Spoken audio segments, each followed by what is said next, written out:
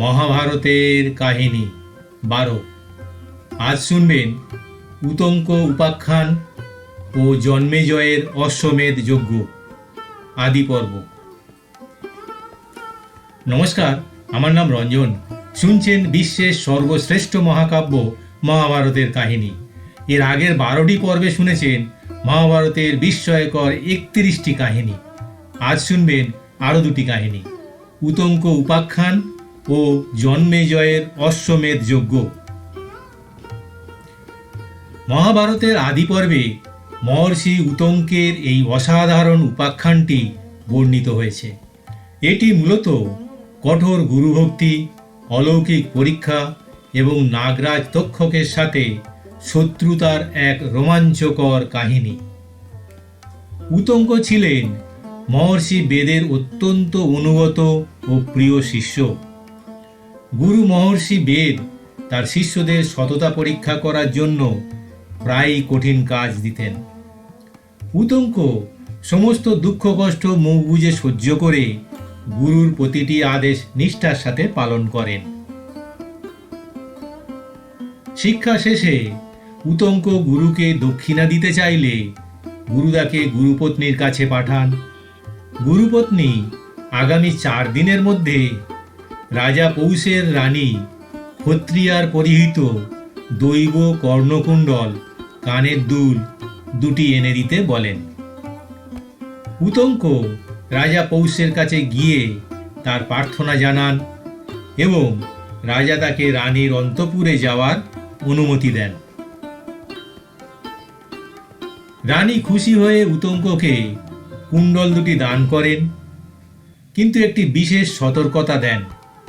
রানী বলেন, নাগরাজ তক্ষক এই কুণ্ডল 2টির উপর দীর্ঘদিন ধরে লোভ দৃষ্টি দিয়ে রেখেছে, তাই পথিমধ্যে তিনি যেন অত্যন্ত সতর্ক থাকেন।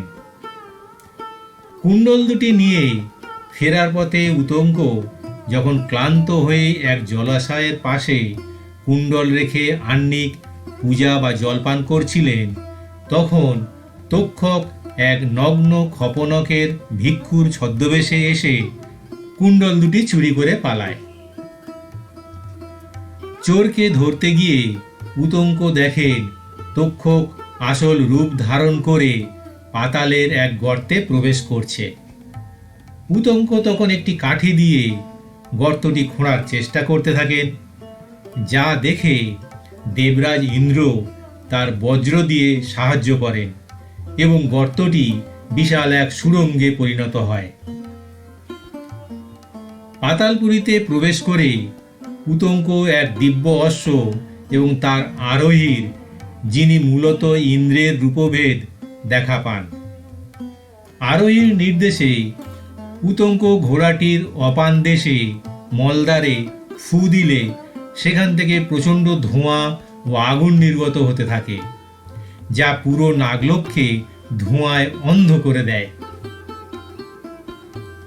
ভয়ে ভীত হয়ে তক্ষক কুণ্ডল 2টি ফিরিয়ে দিতে বাধ্য হয়। ইন্দ্রের দেওয়া সেই দ্রুতগামী ঘোড়ায় চড়ে উতঙ্ক ঠিক সময়ে গুরুপত্নীর কাছে কুণ্ডল পৌঁছে দেন। তক্ষকের এই চরম হেনস্থার প্রতিশোধ নিতে উতঙ্ক কুরুরাজ জন্মেজয়ের রাজসভায় যান। তিনি রাজা জন্মেজয়কে স্মরণ করিয়ে দেন যে এই তক্ষকের দংশনেই তার পিতা রাজা পরীক্ষিতের মৃত্যু হয়েছিল। উতঙ্কের এই প্ররোচনা এবং প্রতিশোধের আগুন থেকেই পরবর্তীতে মহাভারতের বিখ্যাত সর্পসত্র যজ্ঞের সূচনা হয়, যেখানে সমস্ত সর্পকুলকে পুড়িয়ে মারার আয়োজন করা হয়েছিল। জন্মেজয়ের অশ্বমেধ যজ্ঞ। জন্মেজয়ের অশ্বমেধ যজ্ঞের কাহিনীটি অত্যন্ত শিক্ষণীয় এবং নাটকীয়তায় পূর্ণ।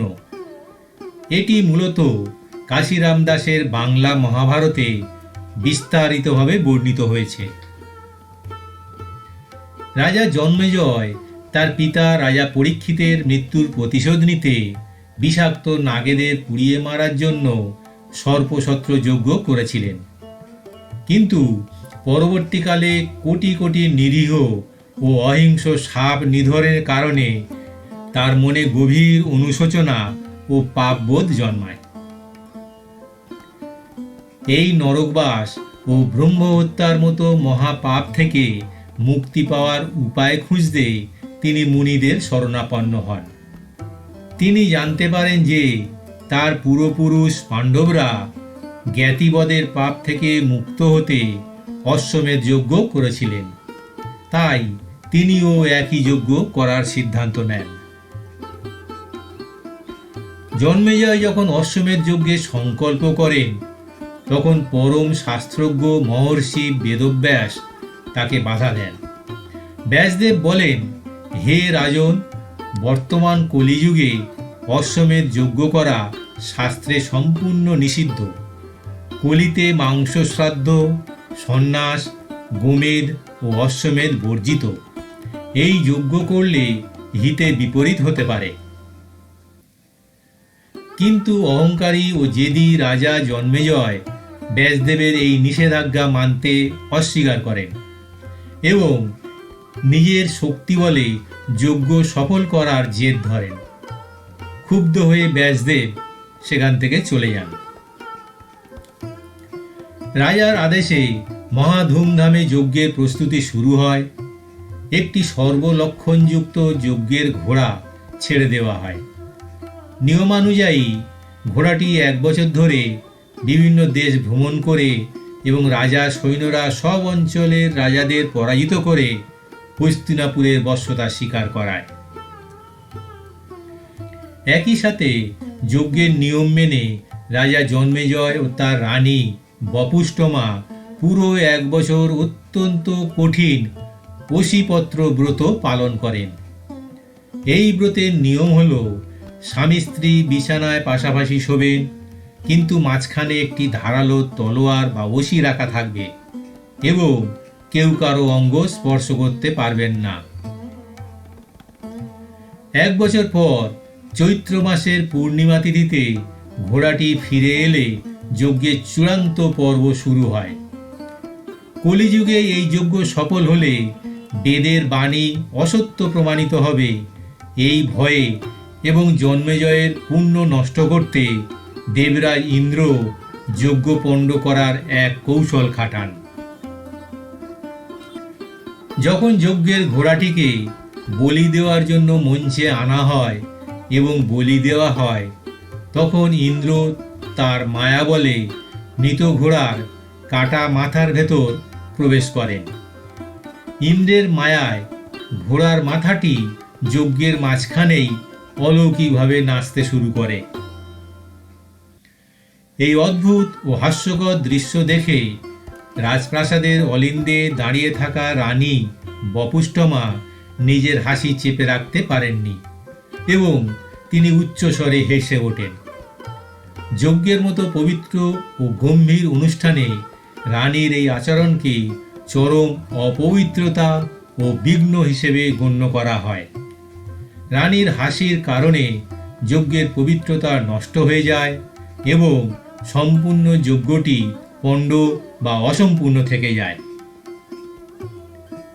জন্মেজয়ের অশ্বমেধ যজ্ঞের এই কাহিনী প্রমাণ করে যে অহংকার এবং গুরুর বা ব্যাসদেবের মতো মহর্ষির নিষেধাজ্ঞা অমান্য করে জোরপূর্বক কোনো পুণ্যকর্ম করতে গেলে তা কখনোই সফল হয় না।